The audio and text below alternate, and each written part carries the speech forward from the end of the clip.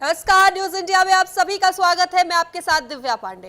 Bulletin की शुरुआत करेंगे बड़ी खबर के साथ। पीएम मोदी ने एनडीए सांसदों से की मुलाकात। पीएम आवास पर एनडीए सांसदों का लगा जमावड़ा। पीएम मोदी ने एनडीए सांसदों के साथ डिनर भी किया। 20 से 25 के ग्रुप में बसों से आए एनडीए सांसद। आपको बता दें, ऐसे में एनडीए सांसदों डिनर के बाद अनुराग ठाकुर का बयान, अगला डिनर बंगाल जीत के बाद। तो आपको बता दें, जहां अनुराग ठाकुर ने बयान दिया है कि अगला डिनर बंगाल जीत के बाद, जहां ये डिनर आपको बता दें बिहार जीत के बाद ये डिनर का आयोजन किया गया था। अब ऐसे में अनुराग ठाकुर ने कहा है कि अब अगला डिनर जो है वो बंगाल जीत के बाद होगा। तो पीएम आवास पर एनडीए सांसदों का बता दें जमावड़ा लगा। ऐसे में पीएम आवास पर एनडीए सांसदों के साथ पीएम मोदी ने डिनर किया।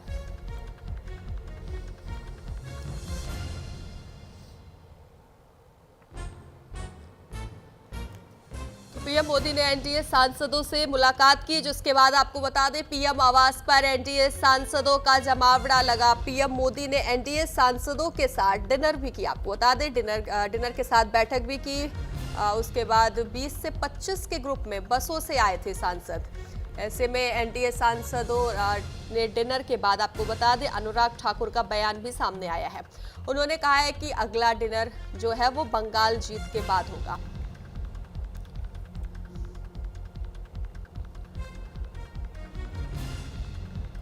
पीएम मोदी ने आपको बताया एनडीए सांसदों के साथ डिनर किया है, जहां बिहार जीत के बाद ये आयोजन किया गया था, जिसमें पीएम मोदी ने सांसदों के साथ, एनडीए सांसदों के साथ डिनर किया है। आपको बताया ऐसे में पीएम मोदी ने सांसदों से मुलाकात भी की।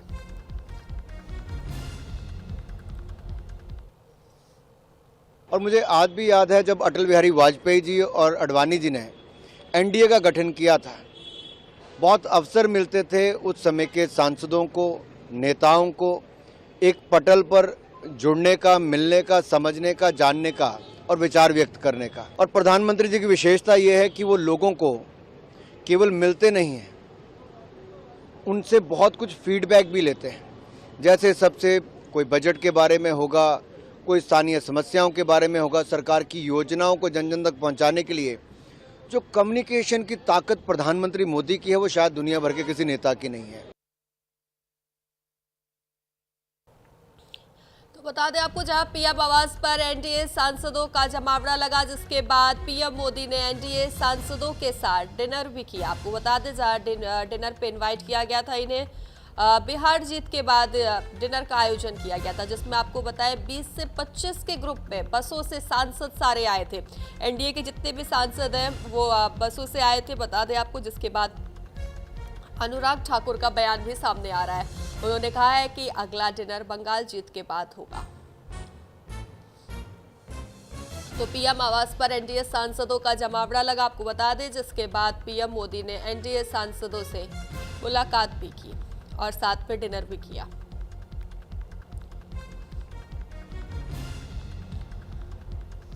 पीएम मोदी ने एनडीए सांसदों से मुलाकात की। पीएम आवास पर आपको बताया एनडीए सांसदों का जमावड़ा लगा। पीएम मोदी ने एनडीए सांसदों के साथ डिनर किया।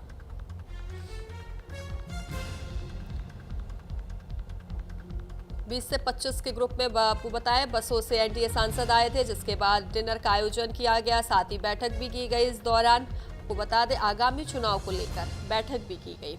साथ ही इस बैठक में आपको बताया अनुराग ठाकुर भी इस डिनर में शामिल थे। उन्होंने कहा कि अगला डिनर जो है वो बंगाल की जीत के बाद होगा।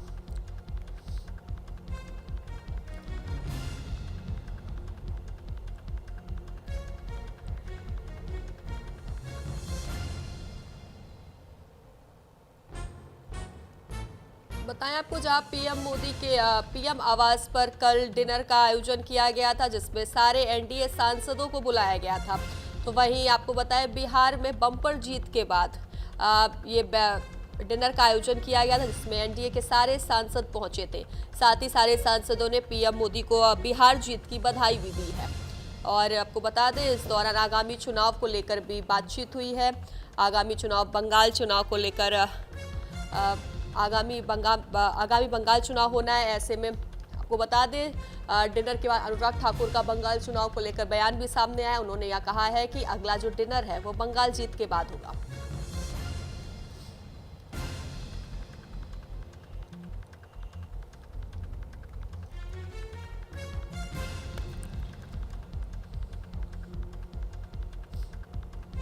पीएम आवास पर आपको बताएं एनडीए सांसदों ने डिनर किया है।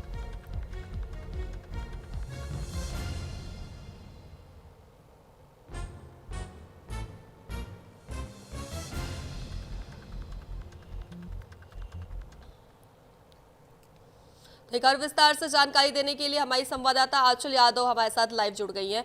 आंचल, कल पीएम आवास पर डिनर का आयोजन किया गया जिसमें एनडीए के सारे सांसद पहुंचे थे। इसका मुख्य उद्देश्य क्या कुछ था आंचल?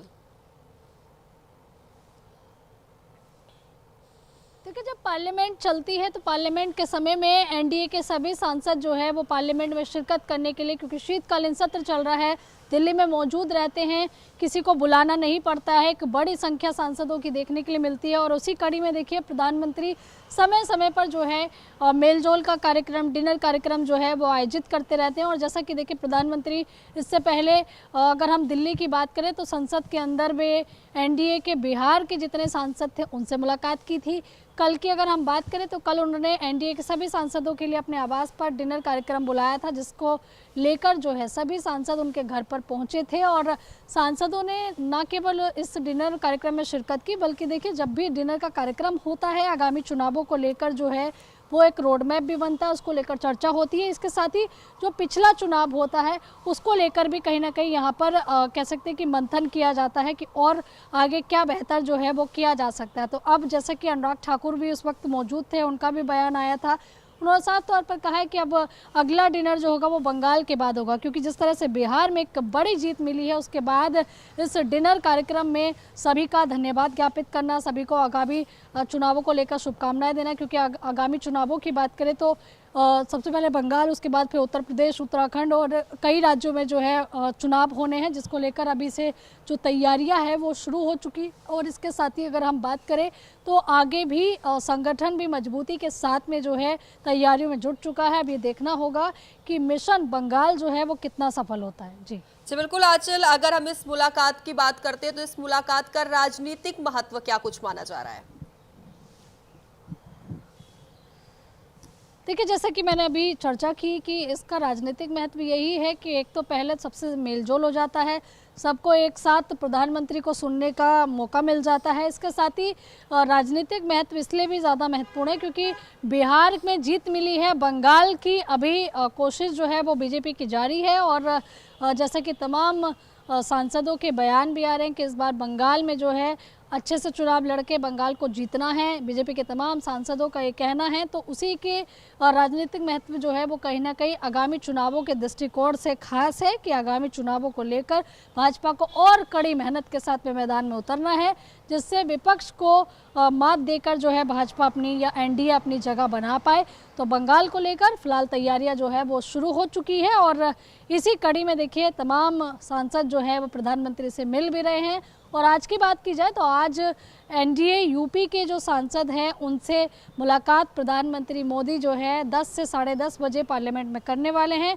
और पिछली मुलाकात जो है वो एनडीए बिहार के सांसदों से हुई थी। तो ऐसी ही तमाम मुलाकात जो है वो सांसदों से लगातार अलग अलग राज्यों के सांसदों से पीएम कर रहे हैं, जिससे सांसदों की बात सुनी जा सके और अपनी बात उन तक पहुँचाई जा सके। जी आंचल, अगर बंगाल चुनाव की बात करते हैं तो क्या उसको लेकर प्रधानमंत्री मोदी ने कोई दिशा निर्देश दिए हैं?